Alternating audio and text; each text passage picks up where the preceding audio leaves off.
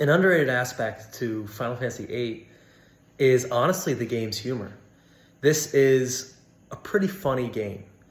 And building on that, a lot of the characters, and this is honestly something that Final Fantasy is, I wouldn't say known for, but it's almost, they're underrated in doing so.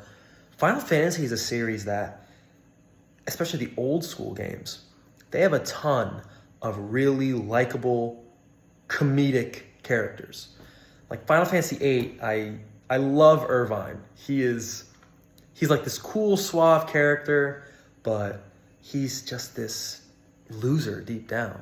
Like at the end of disc 1, he's scared to do what he was hired to do, which is shoot the sorceress. And Squall, who's like the angsty pretty boy, he's like, dude, just do your job.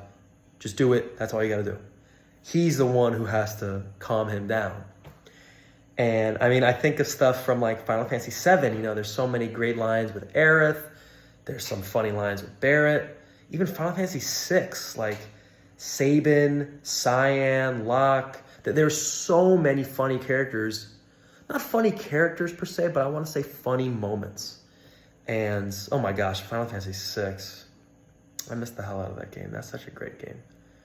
But even in the more recent ones, like I feel like 16, it's a pretty self-serious game.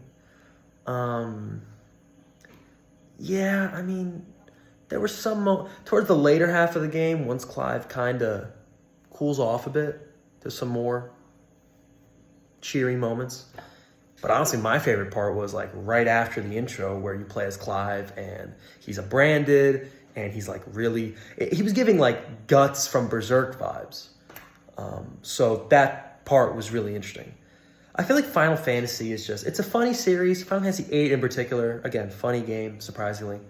Final Fantasy is a great series because it really balances tone really well.